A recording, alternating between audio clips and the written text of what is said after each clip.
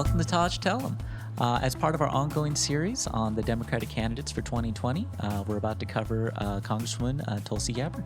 We'll be talking about issues like her foreign policy and also the media treatment of Tulsi Gabbard's campaign, Including Pimplegate. Oh! Welcome to Taj Tell 'em. I'm Jack, and I'm here with my buddy Terrence. Hey, what's going on? So Jack, what are we covering today? So we wanted to cover a candidate every episode and just kind of dig into deep dive into the candidacy, the candidate, him or herself. And this week we're looking at Tulsi Gabbard. Oh, okay. Or Gabby Tulser. But, I want to first say, hey, check out our new digs. We're renting from a different space. It's a little more homey in here. Like, we got a couch. But we'll be back to our old space soon. I think we should do this every once in a while. Yeah, mix it up, new set. I was getting tired of the old place. After only one episode. Exactly. How'd you first hear about Tulsi Gabbard? Actually, I've always saw clips of her come up, just because my YouTube, the algo, is set up to look at a lot of political candidates in politics in general, and Tulsi would come up against the war, and I see that I kind of knew that was her thing, so that's where I first got introduced to her, but again, didn't really look into her until Joe Rogan's podcast. Yeah. So that was my first time listening to her. And she just comes off a genuine person who, as far as I can tell, who really believes what she says, who genuinely cares about her policy and not just trying to pander to different votes, and speaking Spanish. She just pretty much has one message. It's very easy to follow, but very hard to explain in detail, I would say. Yeah, no, I mean, I think I agree with you there. I think two things that strike out to me about Tulsi Gabbard is her authenticity, as well as her stance against these regime change wars. It was interesting. I've been talking to a few people about her, and I think one element of her personality that comes up is that she's kind of robotic. Many people say that she's cold and lacking in charisma, that she's not particularly spontaneous. And I think that quality comes from she is a self-described introvert.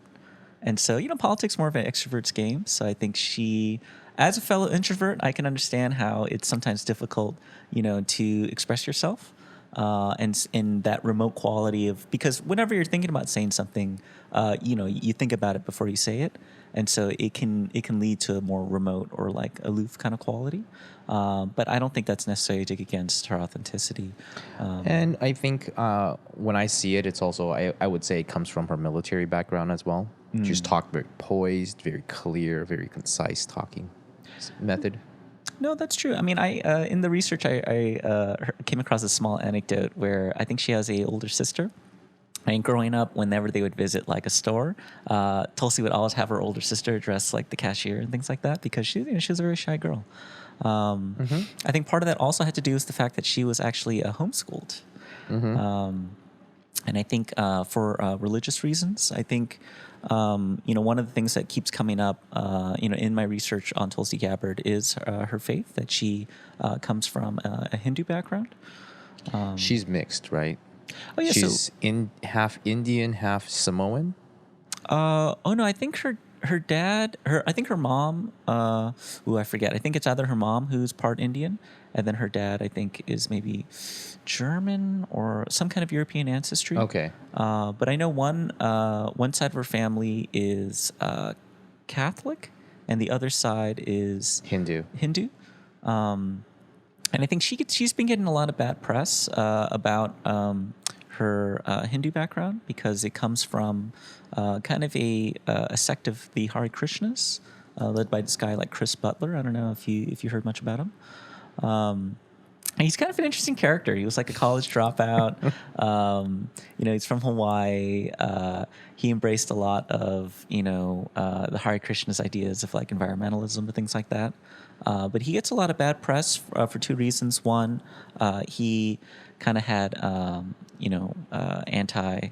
Oh, no, keep going. One is that he was kind of like he exhibited symptoms of like a cult leader. Yeah, that's what I was saying. It's cultish, right? Yeah, like yeah, it was okay. There's like a financial incentive with that. I didn't really see much information about his finances, but like kind of weird cult of personality stuff. Like people would I guess there's reports of people putting his toenails in their food. Which is kind of delicious. Strange. Or like eating sand that he had walked on or things like that. And also, he was or maybe still is, he's still alive, but a hypochondriac. Like he would quarantine, apparently reports say he would quarantine members of his religious organizations who had traveled abroad because he didn't want to get any kind of illnesses. And he had a bit of that tinfoil hat stuff where he wanted the houses that he would stay in to have like some kind of aluminum foil to block electromagnetic waves. And so, he had some kind of zany ideas. But I think, where... and I would say the second thing that Chris Butler gets a lot of bad press about is his homophobic kind of beliefs and stances. Okay. And I think, none of those things I just mentioned are good things, but I don't think they're unique to Tulsi Gabbard's faith tradition, because if you say you look at, unfortunately, some things are kind of funny, like the Lincolns, Abraham Lincoln and his wife were actually known to hold seances.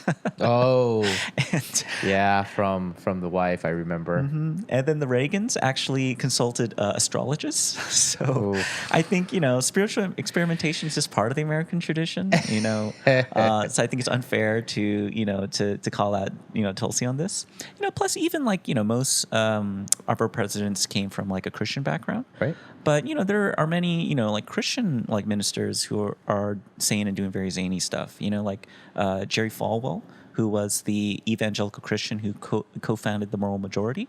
I mean, he would say like bizarre stuff like AIDS is God's punishment for homosexuals, or, he believed that the pagans and the abortionists and the feminists and the gays were responsible for, 9/11 and things like that. So, I mean, I think that, zany religious folk are not necessarily unique to Tulsi Gabbard's faith tradition. And, and so I think it's a very unfair criticism for people to kind of attack her in that way. And that's where I support like her, pushback that, that's essentially religious bigotry. Because I think, the Hindu tradition has some pretty interesting ideas in it. One, because I've been getting into meditation, and so I've been kind of exposed to, some of their frameworks. One I've heard that's interesting is the framework of like the chakras. So on like the first level, it's one of like survival, like my own survival. The next is desire to reproduce, like sex. The third is for power, so it's the idea to protect myself and my progeny. And the fourth is love. Once I'm secure, then I'm able to kind of love others. And that maps nicely over, the Maslow's hierarchy of needs that we embrace in the West. And I also think that's a helpful framework for a politician to operate out of, because it's something like, Andrew Yang spoke about this in the debates. Before we can even worry about climate change, you got to get the boot off our throats. If American people are just worrying how to pay their bills, they can't worry about these more high-minded ideals about, the collective They won't good. care about the polar bears. Exactly. It's not to say that, we shouldn't care about it, but like it's just a matter of like priority. And so that's where I think someone coming from the Hindu, faith tradition, perhaps understands that, from a philosophical level. And if anything, that's maybe a good thing, for a politician to have. And so I think that's where I feel like the media's coverage of Tulsi is very, biased. And I'm kind of curious, what are your thoughts about, the media's coverage of Tulsi? Well, it's interesting because there's a lot of places where they mention Tulsi, and they brand her as her conservative views on foreign policy. I see. Well, what makes her views conservative? That's the question. Because they would always just brand it as conservative views, but then they don't explain further. Like there was an article on, I think MSNBC, talking about how during the debates, Tulsi Gabbard didn't get a lot of time because of her conservative views, and it was just like, wait, when did opposing the war become a conservative view? I see. So that's what they're referring to as conservative views. Which just meant that it didn't jive with the Democratic platform of we should be the policemen of the world. Well, that's very strange. I mean, I normally thought that Democrats or liberals are associated with peace versus war. Well, it depends on where you're looking at. I guess that's you're kind of right, but The View, that's always been a very, very more liberal kind of a show, and they talked about that. They opposed. They were coming at her for meeting with Assad, and the Assad regime was using chemical weapons on their own people, and I think the Democratic Party would say, yeah, how come we didn't do anything there, or how come we didn't do anything in Ukraine? I see. Yeah, you know what it is I think this idea of American hegemony, it crosses both across political lines. It's a fixture of both parties, unfortunately. Yep. Yeah, and I think it's. I mean, speaking about that View appearance, I do think that it's falling. I think. Well, actually, let's back this up. So. When it comes to foreign policy, I feel like there's a couple principles that, we're kind of operating off of. One is American hegemony versus, collective action. So is it solely the United States' responsibility, to police the world, or should this be a collective responsibility? And I think there's a lot of lip service paid to the collective aspect of it with NATO, the UN.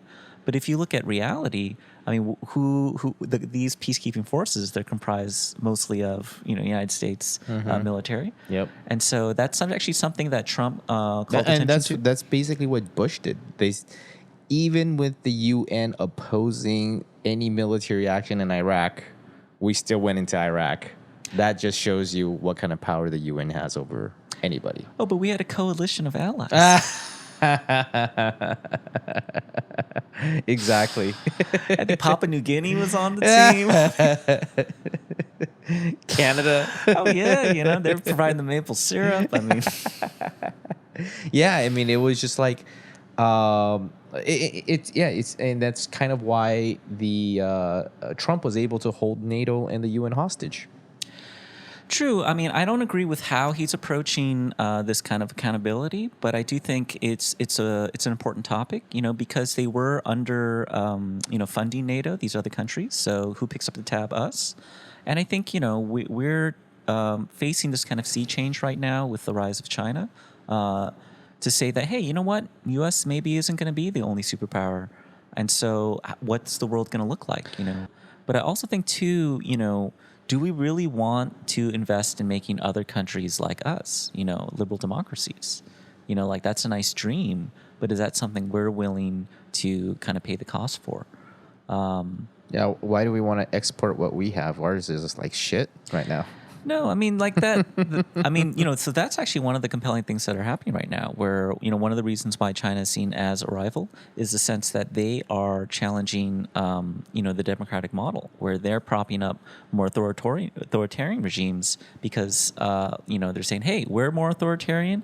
And, I think there's that classic example of like, even infrastructure, projects where, it takes like decades for, us to build a bridge, whatever. But China can do it like in a matter of days.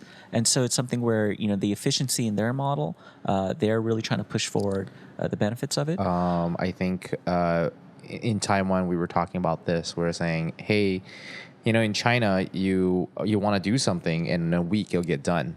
During the 2008 Olympics, in 2007, China came down and said, all right, we're moving all the factories out. and so all the factories got moved out, and then they started shooting the cloud dispersing missiles and stuff like that. And all of a sudden, in 2008, during the Olympics, it's like the sunniest, no air pollution at all. Like nobody has ever seen that side of Beijing. And as soon as the Olympics were over, boom, all the manufacturing came back, and nobody can see the sky anymore. Yeah, I mean, there definitely are benefits to their way of doing things. Personally, I wouldn't want to live in that kind of country because I think that amount of control from the state is dangerous. And that's the whole point. That's what America was founded on. True. Is the checks and balances. That's crucial. That's tantamount to what a good government is. No, very true. And so that's where, I understand the impulse to say, hey, this is what we want. And if anything, the more liberal democracies there are in the world, better for us. But it's just a matter of kind of how do we want to achieve that? And is the military necessarily the best way to do that? You kind of reminded me of your criticism of like, hey, we're not exactly democracy. We're not making democracy look very good these days. And I think we have to go back to the idea of kind of like we need to make sure our own house is in order before we start trying to fix other people's. And so, if we're trying to nation build overseas, we got to first know how to build our own nation. Yeah, if my plumbing is broken and I'm out at your house fixing your pipes, I think Wendy would be pretty bad at that. Oh yeah, and I would be very skeptical about your ability to fix pipes. That's true. That's true. That's like me as a financial advisor who was declared bankruptcy last month, giving you advice. Hey, if you're like a skinny chef, I'm like, I don't know if I want to eat your food, And so that's where I think there's definitely a lot of things wrong internationally. But we need, for our next president, someone who's willing to prioritize domestic issues more so. And I think that's something where Trump, ran on that kind of policy, but he's definitely fallen short of it, especially by, putting these hawks like Bolton and Pompeo, in these positions of power over American foreign policy. I think that's a really either boneheaded move on his part, or it reveals his true colors, that he actually could care less about what happens to America domestically. And I think that's where I like Tulsi Gabbard approach on foreign policy because she's at least talking about that high level concept of okay, let's stop looking outward and let's look a little more inward. And I think her policy about just regime change wars, talking about what our interest in foreign policy is. Our interest should be keeping the world safe, peaceful. I wouldn't say safe. Almost like status quo. Try to control pockets of evil. But what does that look like? True. And I have to say, yeah, if there's a dictator out there going, gassing all their people or putting them into hard labor camps until they die. Those type of people, those type of systems, they want to grow. They want to grow their influence. And I think it's up to there is an element to be argued that, yeah, we should contain that kind of activity. But do we go in there and uproot the people in power? I don't know. Yeah, that's where I think, the other instruments that are on the table, like, economic sanctions, I think those are definitely perhaps more effective, in getting people to do what we want. Yeah, and that's also another argument there, too. Yeah, because I do think that, we're kind of coming out of World War II in some sense, where it's just like, oh man, we get to set the terms. We had evidence of successful regime change in both Germany and Japan, and so I think that's where a lot of that American exceptionalism and that confidence kind of came from. But I think we're ignoring the conditions that led to our success. Because, if you look at both Germany and Japan after World War II, they were both largely homogenous nations, ethnically homogenous. They were both economically developed. The population was both very well educated and literate, and you can't say that about anywhere else we're trying to do regime change these days. Syria, for example, not ethnically homogenous, not a very well educated populace. I mean, they did have a somewhat developed economy that's more service based versus oil based, but places like Iraq, definitely more oil based, not ethnically homogenous, not well educated. Afghanistan, you can say the same there. And so Libya, that's the same thing there. And so it's something where, I think, people, they view it too simplistically of like, we as America were able to do this to other countries in the past. Why can't we do it and now? another big distinction is with Germany and Japan. We actually went in there, and they completely surrendered to us. So we had more exercise. We had more ability to control the outcome. Sure, I mean, but you could say that about, Afghanistan and Iraq to some degree. But I think the difference is as well. But it wasn't an agreement between the people and us. It was the agreement between the person we put in power. No, that's fair. I think that's one thing that the U.S. government was able to handle well is the transition from the emperor of Japan to kind of the allied forces. And so that continuity of power, I think, is important from a psychological perspective. I would also say this, we're still in Germany and Japan. Like the U.S. still has military bases there. Tons. So it's something where it's like we have to also count the cost, where it's like this isn't, mission accomplished, after like less than a year, like if we're going to try to go in here, like, we're going to be in there for like the rest of our lives, And so that's a huge commitment. And so it's something where I love the idea that we can eradicate all regimes that, have the conditions to cultivate terrorists. But, that's just not realistic. I think we have to kind of cut our losses and be like, hey, when terrorism emerges, we got to shut it down. But we can't change the conditions in which it was able to arise. So, we're left playing kind of whack-a-mole a little bit. Right. But which isn't a great option, but it's probably the best option on the table compared to I guess regime change. Tulsi's, the way she's explaining is, hey, let's just stay out of it. She's kind of calling it like it is. Like, hey, yeah, we want to do all this, but we're doing it all wrong. We're messing. We're fucking up. We're causing more problems for ourselves than Al Qaeda. Yeah, we caused that for ourselves. We created 9/11. No, that's true. I mean, that's where I think, Tulsi grounding it in things like, okay, let's just pull out of Afghanistan. What are we doing there? And then, you get Ryan in the debate say, no, we need some kind of presence there. This very open-ended, idea. And Tulsi, I think she's challenging this kind of like wanting to have our cake and eat it too, where it's like, it kind of reminds me of like this Zen Buddhist story of the duck in the bottle, where it's like, one day this man is raising this duck, inside of a bottle. And, he's dropping food in there. But the duck over time grows to the point where he can no longer get the duck out of the bottle without breaking the bottle. And so he goes around, he asks like the greatest minds everywhere in the village, like, how do I get this duck out of the bottle without breaking the bottle? And no one can answer the question until he turns to a young child. And he says to the young child, how can I get this duck out of the bottle without breaking the bottle? And the kid says, oh, that's easy. You break the bottle.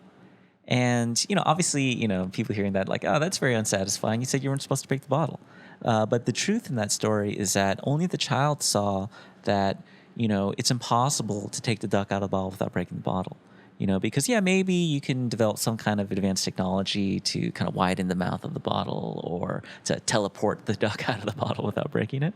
But the cost to develop those technologies far exceed that of the original bottle.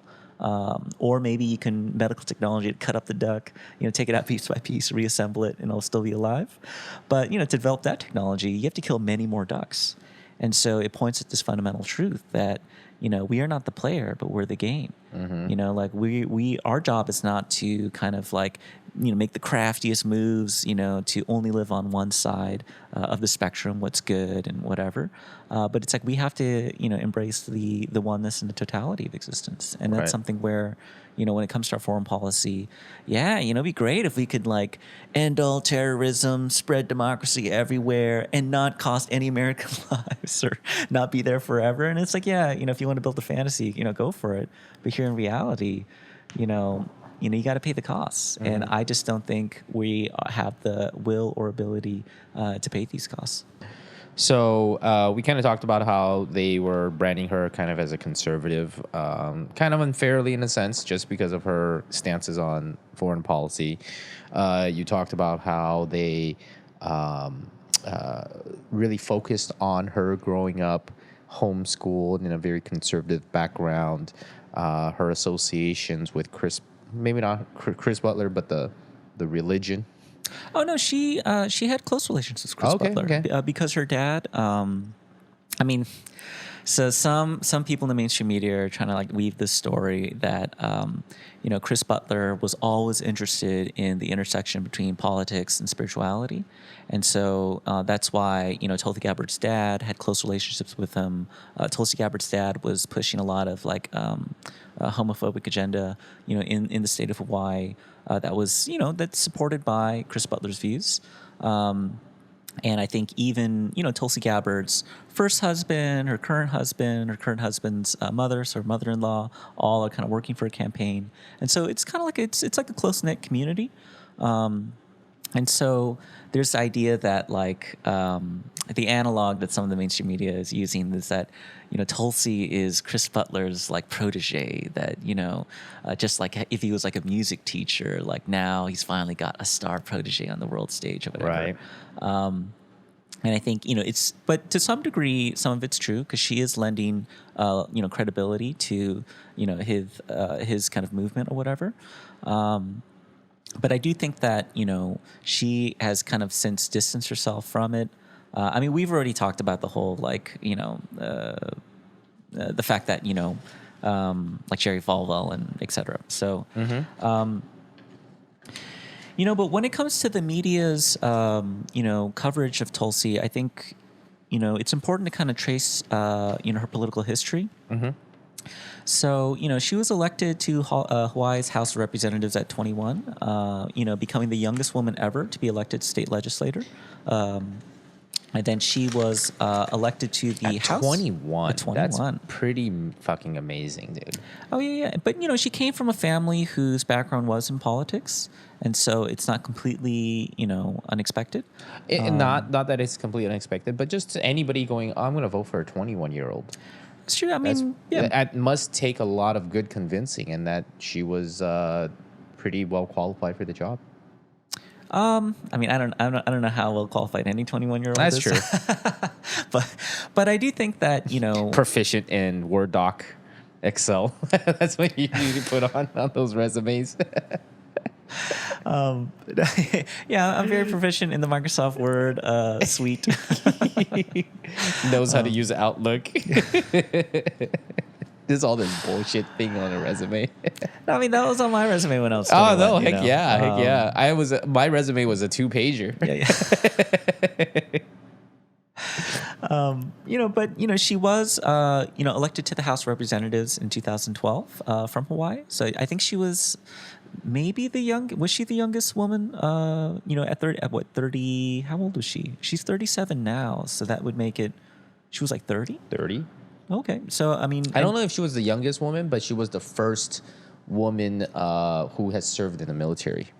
True, and also the first, I think, Hindu, I want to say. There's a lot of qualifiers. Yeah. And so, but as a result, though, she was seen as a rising star. She was young, she was attractive, she was multicultural, she was a war veteran who voted left but sounded credible when it came to issues of national security.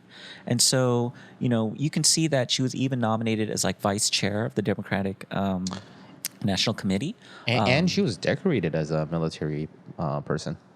Oh, yeah. And so you can see this in like the very favorable coverage of her. Like if you look at headlines, early on, it's like Tulsi Gabbard shows Bobby Jindal it's cool to be Hindu, or, a small sign of progress. A congresswoman is working it out with the guys, and that's about like her literally working out at a gym with like Republicans. Oh, God. And so, but, these kind of fluff pieces, you can see that, hey, the establishment sees her as someone they want to invest in.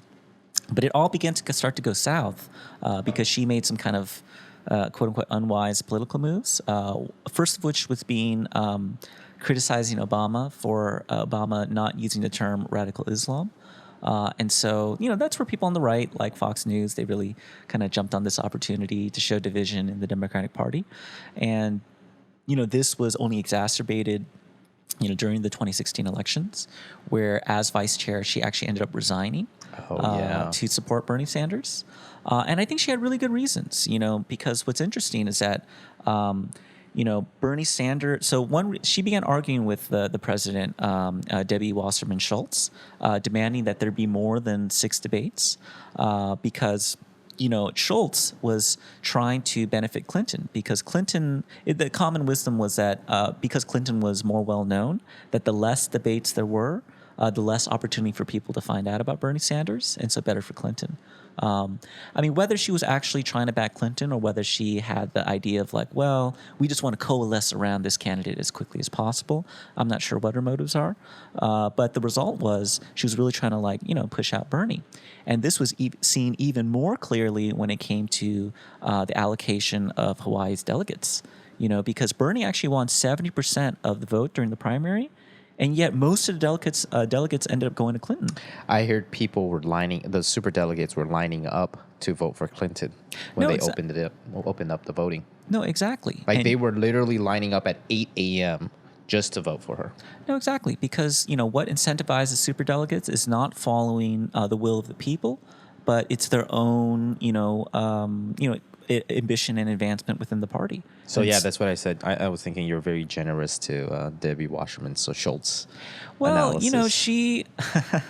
Well, I'm trying to be impartial, but at the end of the day, there's some things that you got to call a spade a spade. Like for example, after Wasserman Schultz, was resigned from the party. Guess who hired her immediately? The Clinton campaign. Into the campaign, and also it was the reason why she resigned was there was an email saying, oh, how do we give Bernie more time? And she said something to the effect of, over my dead body, So obviously, putting their weight on the scale for Clinton a lot more than Bernie. No, true. And they try to justify it by, even the existence of superdelegates are justified by this like, oh, well, just in case the American public chooses someone that isn't going to be good for the country, we know better. And it's like, that's so disrespectful, to the American public. What are even the qualifications to become a superdelegate? Mm-hmm. So I think, that shows, I think there's a lot of cronyism. Mm-hmm. And I think the fact that Tulsi Gabbard was willing to risk her political career to stand up against this, I think that shows that she's someone of character. And to be vice chair of DNC, that's a lot of influence that you can have. Oh, yeah. And she's still young, and she should, most people in her position would be thinking about, her future in the party. But, she pulled these moves like calling out President Obama, not using the term radical Islam, like, resigning as vice chair to support Bernie Sanders. Mm-hmm. You can't say that she's acting out of self-interest in either one of those cases. That shows that she's acting out of a genuine conviction. And although those were politically unwise moves to make, I think that buoys, the argument that she is an authentic candidate. And also doesn't accept PAC money, just like Andrew Yang.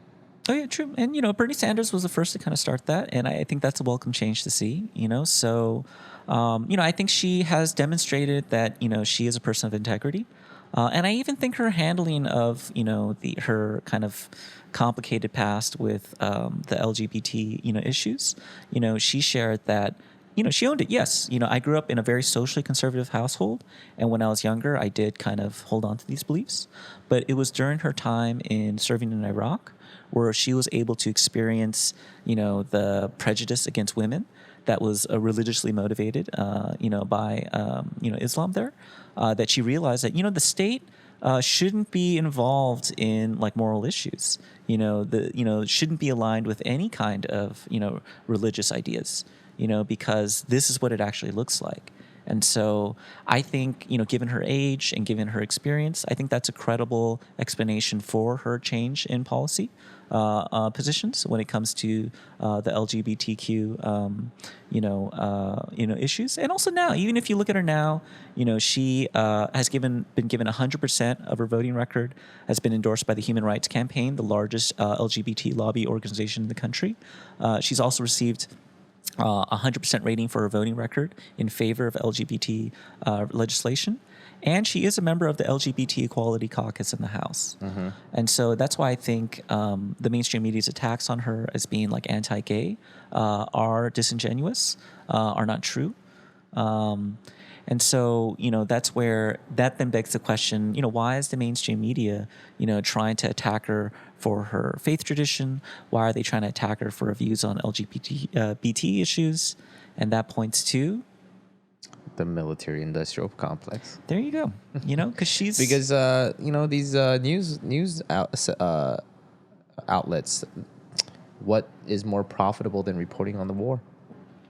Yeah, I mean that's definitely one part of it. The other part of it is the fact that these defense contractors, I mean, they earn incredible sums of money. Like we spend close to like $1.2 trillion a year, on our military.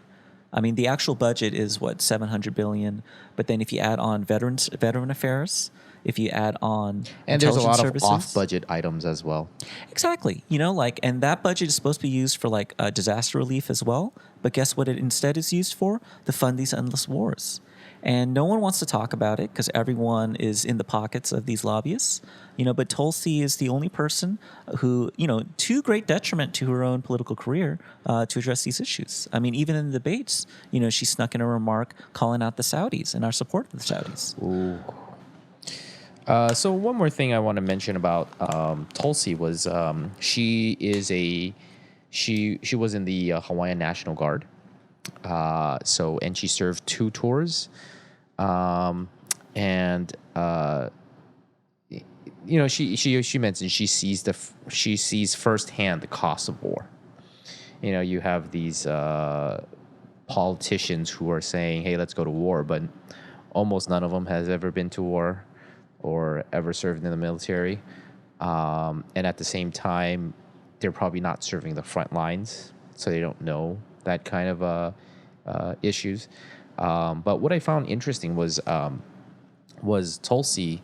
She was actually the Congresswoman, and she actually gave up her seat to go serve, to actually go abroad and served. And I just felt like that really speaks to her her conviction in things, and that she was not politically ambitious. She felt like serving in her military capacity was more important than winning her Congress seat back. Yeah, no, and I think that goes back to a common refrain that we keep going back to is her authenticity, and also her willingness to personally bear the cost of her choices. And I think that responsibility that she's demonstrating, I think, is something that is largely absent from many of the other candidates. And so I think it lends her a special credibility. Mm-hmm. I agree. But speaking about her time in Congress, her legislative record, really just amounts to one kind of anodyne, bipartisan bill on veteran affairs. She's actually constantly introducing more so like messaging bills, non-committee specific kind of hopeless pieces of legislation. Things like eliminate the dependence on fossil fuels by 2035, end the federal marijuana prohibition, requiring the president to ask Congress before going to war.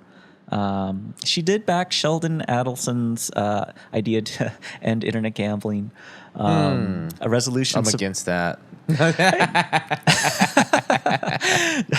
You do love gambling, Jack. Oh yes, I'm Chinese, so what can I say?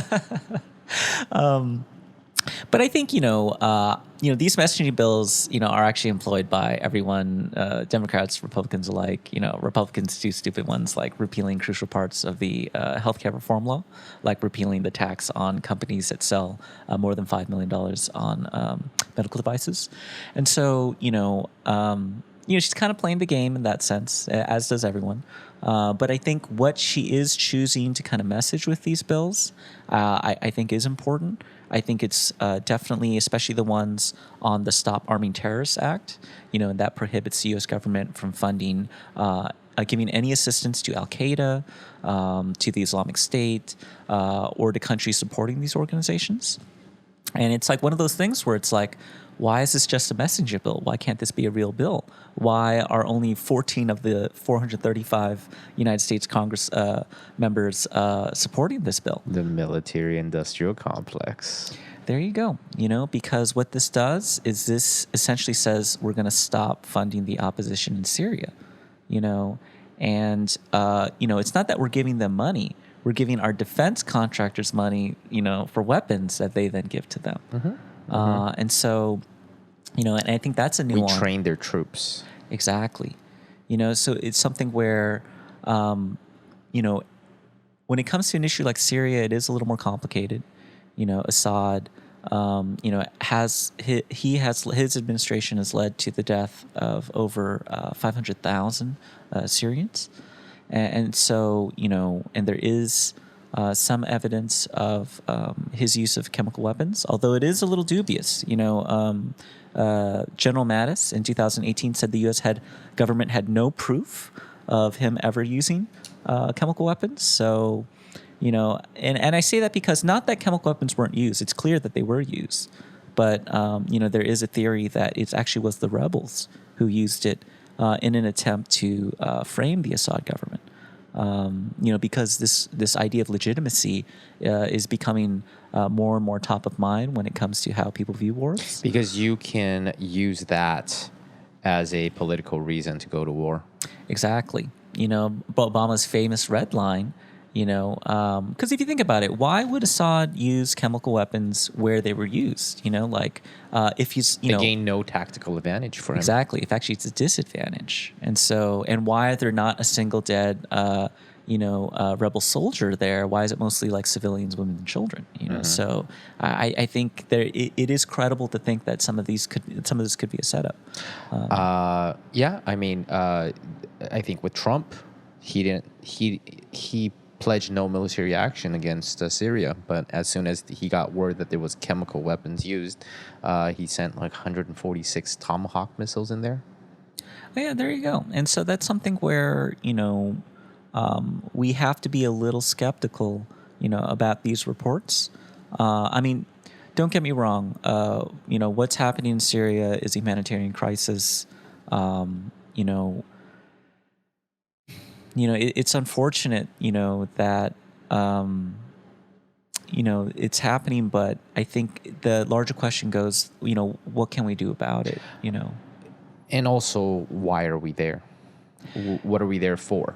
If we're going to say, yeah, we're there for a humanitarian crisis, we're trying to help the people, there are a lot of other countries that need our help.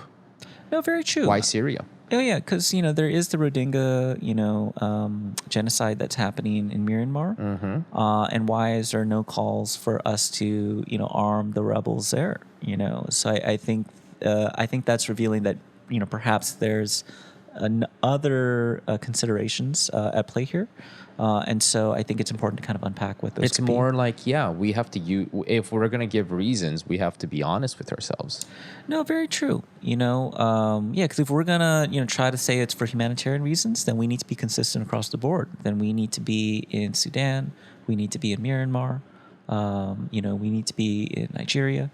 We need to be in Yemen. We need to be in Venezuela. Yeah, exactly. There's a lot of places we need to be. No, very true. If we run on that. Yeah, no, very, very true. And so it's something where, I think it's not just having good values, but having the skills in which to make these values a reality. That is something that, we as a country need to, reflect on. And so when it comes to this issue of Syria, I think, going back to the media's representation of Tulsi Gabbard, I think it's been very unfair. I think the fact that she met with Assad and that she is opposing American intervention there, I think it's painting, the media is trying to paint her as someone who is, pro-Assad? Yes, Assad sympathetic, a dictator sympathetic person.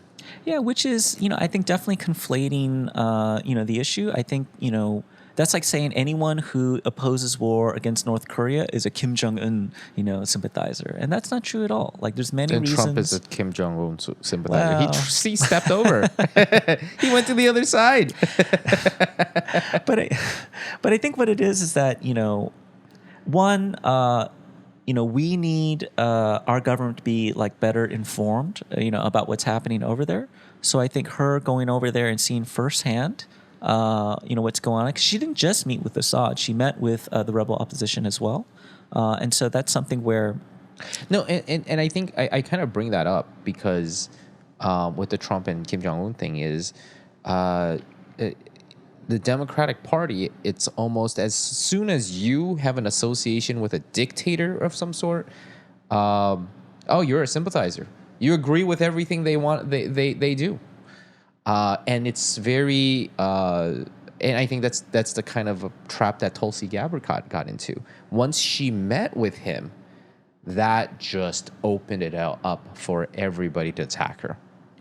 No, that's true. And, especially on like they would say, oh, but she did it. She went rogue. She didn't even let anyone know. But that's not true at all. She let the. She debriefed. It was an opportunity that came up, but she debriefed everybody. And she spent money out of her own pocket to cover that portion of the trip. Oh, yeah. And she also let the House Ethics Committee know a month in advance about the trip. So it's actually absolutely not true that she didn't let anyone know. And so I think, the peddling of these lies is pointing to, why are there forces in our government that want us involved in Syria? And I think, because what's interesting is that even Nobel Peace Laureate Marianne Maguire has made multiple trips to Syria and agrees that the U.S. support for regime change is contributing to the deaths of hundreds of thousands, and claimed that if the efforts are successful, it can lead to a takeover by armed, religious-driven fanatics. And so as much as we want to help the situation, our actions are actually making it worse. And that's also the thing is when I talk about how the left is branding her as conservative or something like that, or an Assad sympathizer, as soon as she came back, she was interviewed by Wolf Blitzer from CNN. And Wolf went on at her about how she, who do you think she should, do you think it's okay for Assad to gas his people like that? He mentions that question multiple times and try to get her to fall into that trap of saying, yeah, because I don't support regime change wars. That means I support Assad, which means I support dictators gassing their people. Oh yeah, and that like stupid argument can be used for the Iraq War too. Oh, because you're against the Iraq invasion, you're pro Saddam Hussein, and that's what happened during that time. You're an un-American. No, very true, and we all know how that ended up. So I think that's something where I would hope that we can learn our lessons, and we can look past the smear campaign. So, second episode, almost in the bag. I really wish we had a lot more to, prepare to want to talk about, but, time, things like that. Yeah. And also I think just the nature of us, just talking about things, it's just very natural for us to go into so many topics, and there's a lot of fertile ground. No, that's true. So that's why, you as viewers, you as listeners, if there's something that you want us to talk more about, something you don't want us to talk about, feel free to chime in on the comments. Something you think I made an idiotic comment on, or you want us to elaborate more on? Oh, yeah, because, we'll be very upfront. We're not experts. We're just two normal guys sitting here in Los Angeles, just kind of giving our perspectives on issues that matter. We are informed, but we're not informed about everything. I mean, there's stuff that we have no idea about, or we're just not looking into. Oh yeah, so definitely, feel free to, share your thoughts. One issue that I did wish we, got on, but maybe we can get on in this bonus section, Pimplegate. By the way, if you work for NBC, let us know. We want to ask you some questions. Actually, Jack, maybe first explain what is Pimplegate. So it's really odd. It's really odd. I'm not sure what it is, but for some reason, NBC put a pimple on her on her chin. Oh. During the debate, and then in another part of the debate, you don't see that pimple anymore. True, even in photographs from the debate, there was no pimple. But there was a pimple for a good, whenever she was talking that good couple minutes. Oh yeah, you know what? In the description, we will put a link to the video, so don't take our word for it. The video exists. That's the beauty of the internet. And it's there. You can see it, and it's just the oddest thing. So why do you think they would do something like that? Oh gosh, I mean, to blemish her. Blemish her reputation or her stance on things. If I'm going to be generous, it was a mistake. There was a Snapchat filter that they added, which is a weird filter to add a blemish on. But yeah, I didn't even know they can do that on live television. Did you hear about the guy in Pakistan? Oh no, what happened? He was talking about he live streamed. He was a government official who live streamed. I'm not sure, foreign policy or some kind of domestic policy, and they had a cat filter on the whole time. They had to cut it off because they were like, "What the hell are you doing?"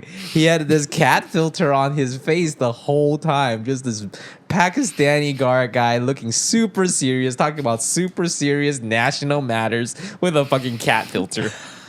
And I don't know if that's the case. There's just so many weird things about this NBC debate. No, very true. I mean, you know what's interesting though, if we do take it, the conspiracy angle, one of part of Tulsi Gabbard's draw is her appearance. She's a fairly attractive woman. She's no AOC, but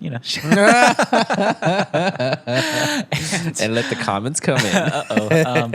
And so, hey, but what it is that it's kind of unfair that women get judged more so by their appearance. No one really talks about the way men are dressed, but then, Hillary, Melania, it's always, how they're dressed is like, the news issue. I mean, it's on the most emailed list of articles from the New York Times. Exactly. And so that bias definitely exists. So in some ways, perhaps it was a very cynical move on the powers that be on NBC's part to say, you know what? Yeah, let's make her look a little more ugly, by a small blemish. I mean, it's really silly. But at the same time, I wouldn't necessarily put it past them. Right. It kind of reminds me of the topic of like deep fakes. Perhaps this is like just the beginning. Are you familiar with the idea of deep fakes? Want to explain it for audience? They look real. No, they are. So it's kind of like your Snapchat filter. That one period where you can swap faces. It's kind of like that, but instead it's using your face. And having you say certain things and your face moves with it. And it looks like, and it makes it appear like, and it very, very much looks real that person is speaking.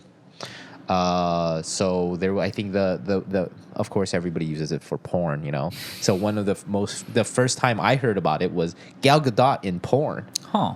And I was like, "What? Gal Gadot in porn? No way!" She's a mom. And I mean, if you just knew that wasn't her, and then you watched the video, and it looked like her. It was, and then you look into carefully, and people like the head motion is always a little weird. So when Wendy was seeing you do this research, she didn't see that part. That was classified research. I see. No, but honestly, it piques your curiosity. You're like, oh, what's going on? And so they were able to make Jordan Peele speak like Obama, even though he does a good impression of Obama, but he makes him look like he speaks as Obama. Hey, there's actually a historical precedent for this. I think Ronald Reagan was a victim of this, where he gives so many speeches that someone like kind of snippeted like all these parts of different speeches, compiled it to one to make him sound like he's saying something he didn't say. Or that one guy who made Nancy Pelosi look like she was drunk. Oh, I don't know that was about another that one. deep fake where he basically all he did was just for fun. He just made anytime Nancy Pelosi spoke, he just slowed it down enough to still make it look like it was going at normal speed, but making her look like her words were slurred. No, I mean like that. We're in a brave new world, because right now the technology of deepfakes is a little limiting, where they can get it pretty close to reality, but not quite there. Same thing was kind of like robotics. Like I was watching this movie Samsara.